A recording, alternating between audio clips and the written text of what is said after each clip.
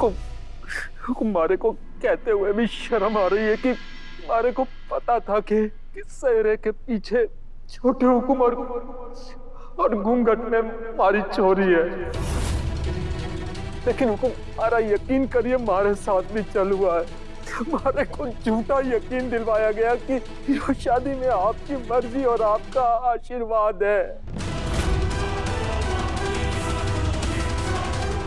इसलिए मैंने कन्यादान करने की जुर्रत की। बेवकूफ हो तुम, इतने सालों से यहाँ पे नौकरी कर रहे हो, तुमने सोच भी कैसे लिया कि वसुधा जैसी लड़की की शादी हम अपने देव से करवाएंगे?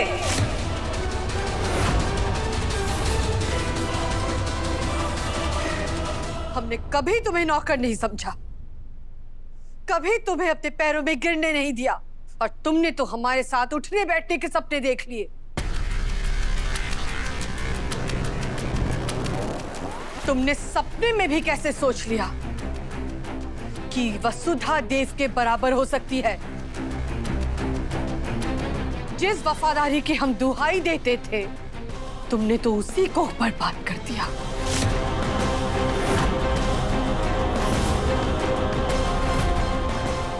अब इस छल की माफी तुम्हें कभी नहीं मिलेगी।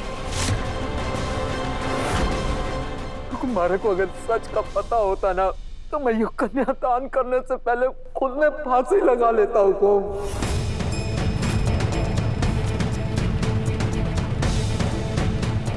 यहां से चले जाओ हनुमंत, यही तुम्हारी सजा है, और आज के बाद कभी भी हमें अपनी शक्ल नहीं दिखाना, क्योंकि अगर हमने तुम्हें देख लिया तो हमें तुम्हारा और तुम्हारी बेटी का छल याद आएगा। हमारे को मौत की सजा दे दीजिए, लेकिन ऐसे अपनी नजरों से दूर मत कीजिए हुकुम। सिक्योरिटी, हनुमंत को यहाँ से ले जाओ, दोबारा यहाँ कभी नहीं दिखना चाहिए। दरअसल गलती हमारी है कि हमने तुम्हें बार बार ये याद नहीं दिलाया कि तुम सिर्फ इस घर के एक ड्राइवर हो, तभी तो तुम हमारे समधी बनने के सपने देखने लगे।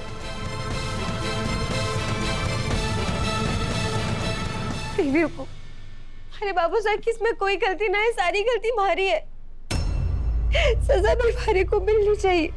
भगवान के लिए आप बाबू साहब की वफादारी और ईमानदारी पर सवाल मत उठाइए।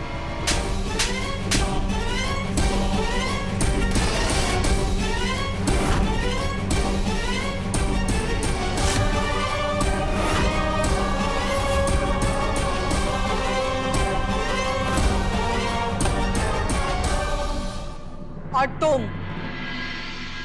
तुम्हारे लिए क्या कुछ नहीं किया वसुधा? तुम्हें इस घर की बेटी का मान दिया, और तुमने हमारे भरोसे का नाजायज फायदा उठाया। वसुधा, भरोसा जीतना बड़ी बात नहीं होती है, भरोसे को बनाए रखना बड़ी बात होती है। और हम तुमसे बार बार कहते रहे कि तुम देव की सिर्फ दोस्त हो सकती हो और कुछ नहीं, लेकिन तुम दोस्त के नाम का मंगलसूत्र पहन के घूम रही हो। देवी कह रही हो ना हमें? इस घर को मंदिर मानती हो, ये है तुम्हारी भक्ति।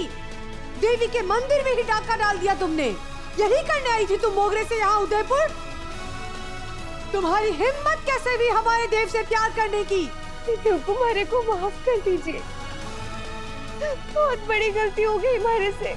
अब माफी नहीं, सजा मिलेगी, और तुम्हारी भी सजा यही है। आज के बाद हम तुम्हारी शक्ल तो क्या, परछाई भी नहीं देखना चाहेंगे।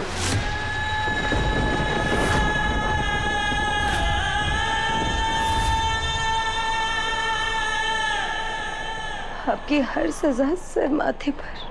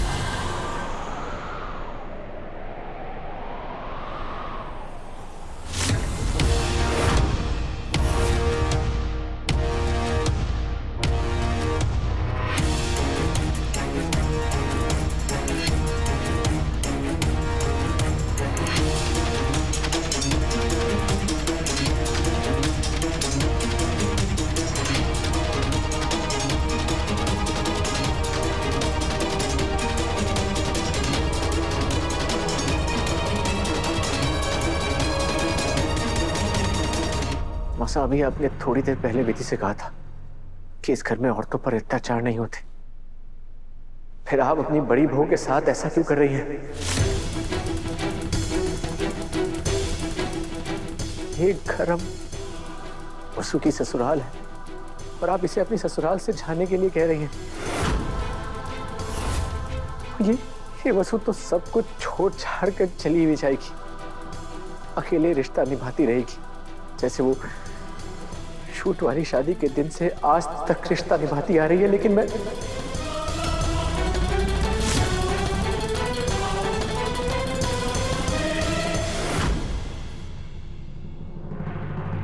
साहब, असल में सच की शूट वाली जो शादी हुई थी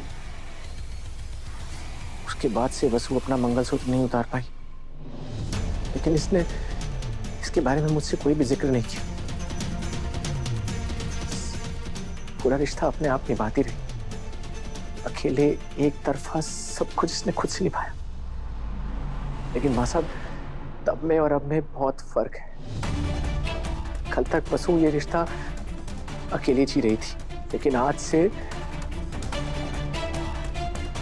मैं भी वसु के साथ ये रिश्ता जीना चाहता हूं।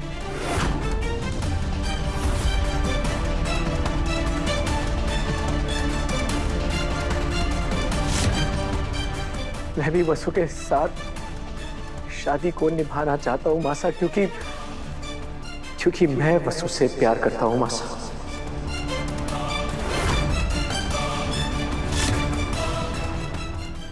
चुप हो जा बेटा, ये लोग तुम्हारे आंसुओं के काबिल ही नहीं है। अच्छा हुआ बेटा, शादी के पहले इनके बेटे की करतूतें पता चल गई।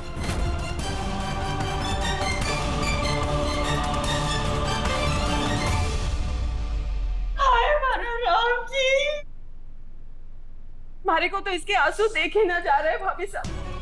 अगर आपके छोरे ने इस नौकरानी ने पहले से ही मंगलसूत्र पहना रखा था तो फिर हल्दी मेहंदी और मंडप तक बात पहुंचाई ही क्यों? देखिए भाभी साहब, देखिए इसकी तरफ, रो रो के बेहोश हो जाएगी वो।